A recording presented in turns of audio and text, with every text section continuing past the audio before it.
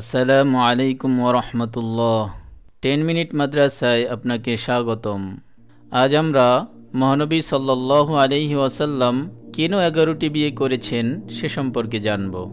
একজন পুরুষের জন্য একাধিক স্ত্রী রাখা ইসলামের পূর্বে প্রায় দুনিয়ার সব ধর্মেই বৈধ ছিল। হিন্দুস্তান, ইরান, মিশর, বাবেল, অস্ট্রিয়া ইত্যাদি সব দেশেই এই একাধিক বিবাহের প্রথা চালু ছিল।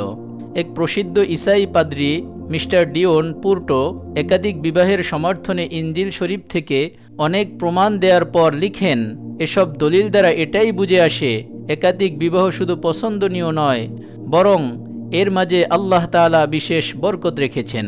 তার কথার উপরে ইসাই পাদ্রী ফ্যাক্স জন মিল্টন ও এজন টিলার পরিপূর্ণ সমর্থন দিয়েছেন। এমনকি ইসলামের পূর্বে একাধিক বিবাহের কোনো সীমা নির্ধারিত ছিল না। এক একজনের অধীনে শত শত স্ত্রীও ছিল।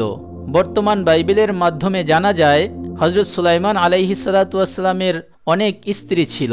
হযরত দাউদ আলাইহিসসালাতু ওয়াসসালামেরও অনেক স্ত্রী ছিল।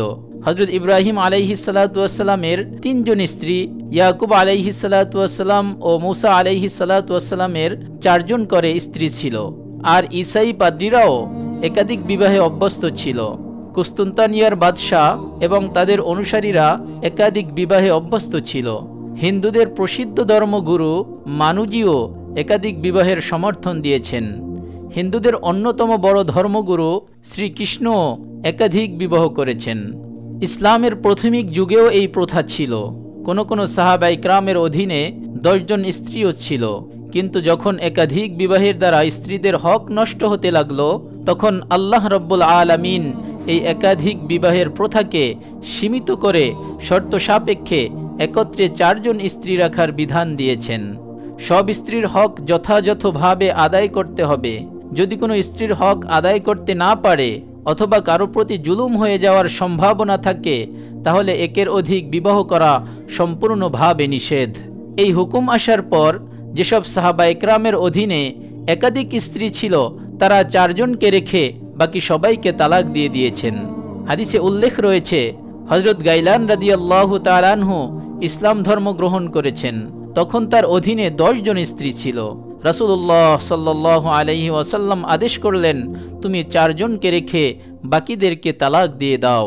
হযরত নওফল রাদিয়াল্লাহু তাআলা আনহু এর কাছে 5 জন স্ত্রী ছিল। নবী করিম সাল্লাল্লাহু আলাইহি ওয়াসাল্লাম একজনকে তালাক দেওয়ার আদেশ দিলেন। স্বাভাবিকভাবে এই নিয়ম অনুযায়ী হুজুর সাল্লাল্লাহু আলাইহি ওয়াসাল্লামের স্ত্রীরাও 4-এর অধিক না থাকার কথা। কিন্তু এখানে কয়েকটা বিশেষ কারণে আল্লাহ রাব্বুল আলামিন নবীজির জন্য 4-এর অধিক স্ত্রী রাখাকে হালাল, বৈধ ও জায়েজ রেখেছেন। প্রথমত, হুজুর সাল্লাল্লাহু আলাইহি ওয়াসাল্লামের স্ত্রীরা অন্য মহিলাদের মতো নন। আল্লাহ তাআলা ইরশাদ করেন, হে নবীর স্ত্রীগণ, তোমরা অন্য সব মহিলাদের মতো নও। আর নবীজির স্ত্রীরা হলেন উম্মাহাতুল মুমিনিন তথা সমস্ত উম্মতের মা। নবীজির পর তারা অন্য কারো সাথে বিবাহ বন্ধনে আবদ্ধ হতে পারবেন না। অন্য কোনো পুরুষের জন্য তাদেরকে বিবাহ করা নিষেধ। সাধারণ নিয়ম অনুযায়ী নবীজিও যদি 4 জনকে রেখে বাকিদের তালাক দিয়ে দিতেন, তাহলে এটা বড় জুলুম হতো। কারণ তারা সারা জীবনের জন্য একা হয়ে যেত, অন্য কারো সাথে বিবাহ বন্ধনে আবদ্ধ হতে পারত না।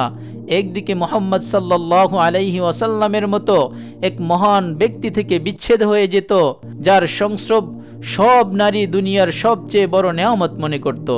অপরদিকে অন্য কারো সাথে এই দুঃখী জীবন পার করারও অনুমতি ছিল না।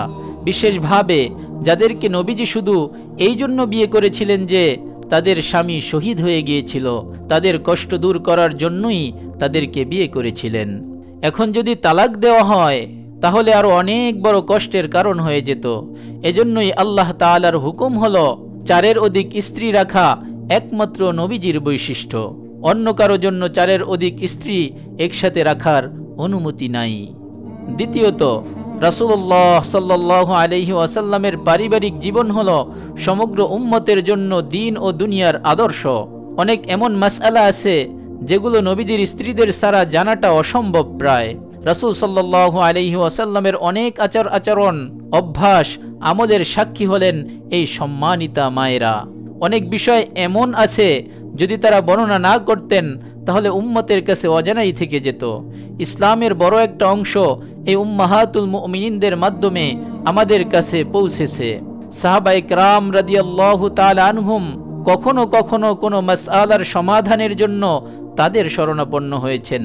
মানব জাতির দ্বীনি দুনিয়াবি অনেক গুরুত্বপূর্ণ বিষয়ের সম্পৃক্ততা তাদের সাথে ছিল।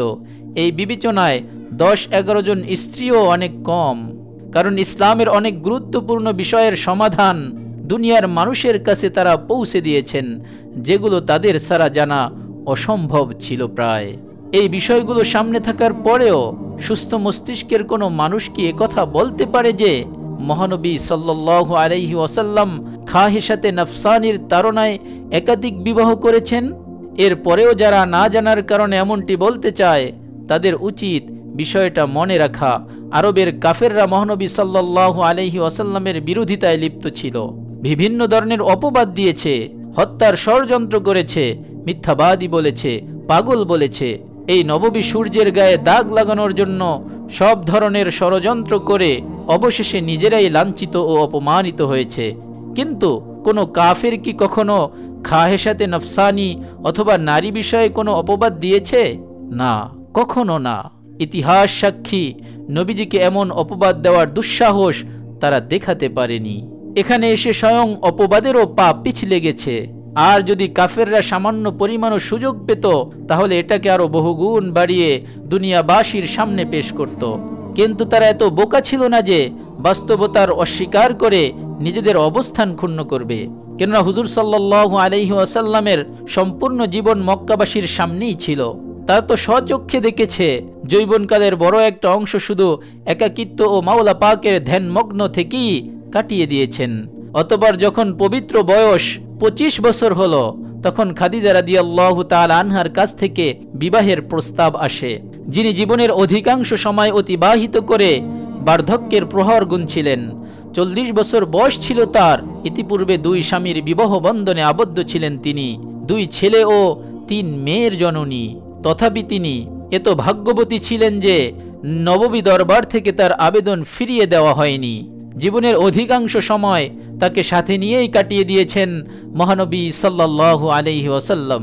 তাও আবার মাসের পর মাস হেরা গুহার কণ্টকাকীর্ণ অবস্থায় রবের ইবাদতে কাটিয়ে দিয়েছেন। রাসূলুল্লাহ সাল্লাল্লাহু আলাইহি ওয়াসাল্লামের সব সন্তান হযরত খাদিজা রাদিয়াল্লাহু তাআলা আনহা থেকেই জন্মগ্রহণ করেছেন।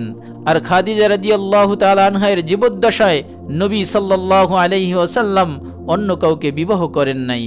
হযরত খাদিজা রাদিয়াল্লাহু তাআলা আনহা যখন ইন্তেকাল করেছেন, তখন রাসূলুল্লাহ সাল্লাল্লাহু আলাইহি ওয়াসাল্লামের বয়স ছিল 50-এর উপরে। এই বয়সে এসে তিনি বিশেষ প্রয়োজনে এক এক করে 10 জন স্ত্রী একত্রিত হয়ে যায়। শুধু আয়েশা রাদিয়াল্লাহু তাআলা আনহা ব্যতীত যাদের সবাই ছিলেন বিধবা এবং অনেকে 1-2 সন্তানের জননী। এই অবস্থাগুলো জানার পরও মনে হয় না কোনো বিবেকবান মানুষ একথা বলার সাহস করবে যে রাসূলুল্লাহ সাল্লাল্লাহু আলাইহি ওয়াসাল্লাম খাহিশাতে নফসানির জন্য একাধিক বিবাহ করেছেন। তাছাড়া যেখানে আরববাসীরা তাদের সবচেয়ে সুন্দরী রূপসী নারীদেরকে হুজুর সাল্লাল্লাহু আলাইহি ওয়াসাল্লামের পায়ের কাছে এনে দিতে প্রস্তুত ছিল, এরপরেও তিনি বয়স্কা ও বিধবা নারীদেরকে প্রাধান্য দিয়ে পুরো জীবন তাদেরকে নিয়েই কাটিয়ে দিয়েছেন। অথচ তখন অনেক কুমারী মেয়েরা হুজুর সাল্লাল্লাহু আলাইহি ওয়াসাল্লামের জন্য নিজেদের জান কুরবান করে দিতে প্রস্তুত ছিল। এই অল্প সময় তার বিস্তারিত বলা সম্ভব নয়। সর্বোপরি হুজুর সাল্লাল্লাহু আলাইহি ওয়াসাল্লামের একাধিক বিবাহ দ্বীন ইসলামের স্বার্থে ও উম্মতের কল্যাণেই আল্লাহ তাআলা বৈধ রেখেছেন। আল্লাহ তাআলা আমাদের সবাইকে সঠিক বুঝ দান করুন, আমিন। আপনি যদি এরকম ভিডিও আরও পেতে চান, তাহলে আমাদের এই চ্যানেলটি সাবস্ক্রাইব করে পাশে রাখা বেল আইকনটি অন করে দিন। আপনার প্রতি শুভকামনা রেখে আজকের মতো বিদায় নিচ্ছি। আসসালামু আলাইকুম ওয়া রাহমাতুল্লাহ।